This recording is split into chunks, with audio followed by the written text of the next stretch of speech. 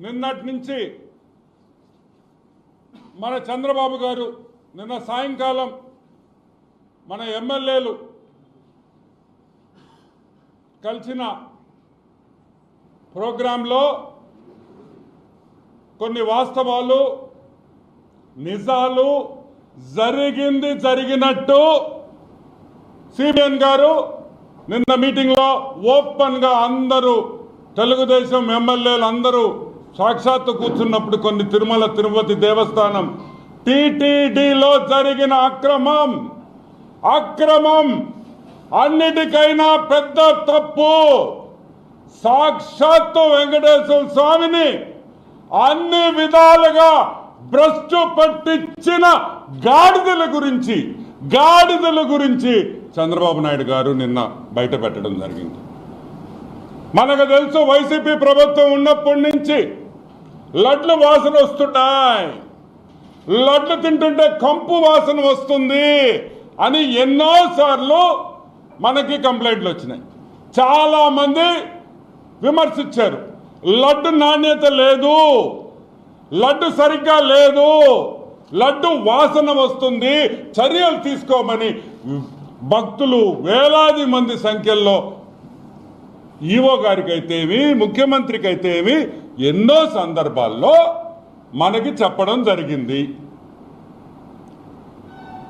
Phone in with డివో అని ఒక programme పెట్టినప్పుడు కూడా ఎన్నో సార్లు లడ్డు నాణ్యత లేదు, ఏదో తప్పు ఉంది, ఇక్కడ ఏదో తప్పు జరుగుతుంది అనే వాస్తవం చాలా మంది భక్తులు ఫోన్లు చేసి కూడా చెప్పారు.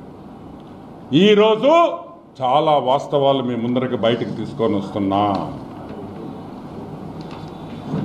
ఎన్డిఆర్ఐ రిటైర్డ్ ప్రిన్సిపల్ సెక్రటరీతో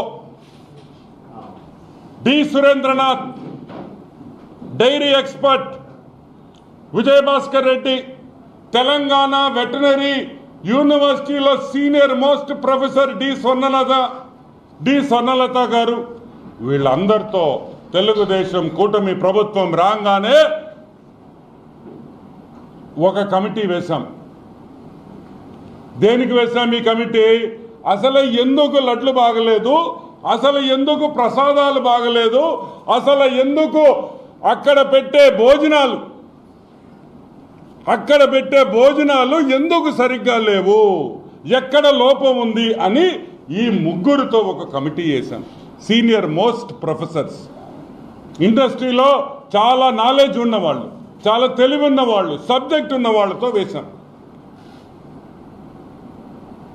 వేసిన తర్వాత చాలా వాస్తవాలు బయటకు వచ్చినాయి.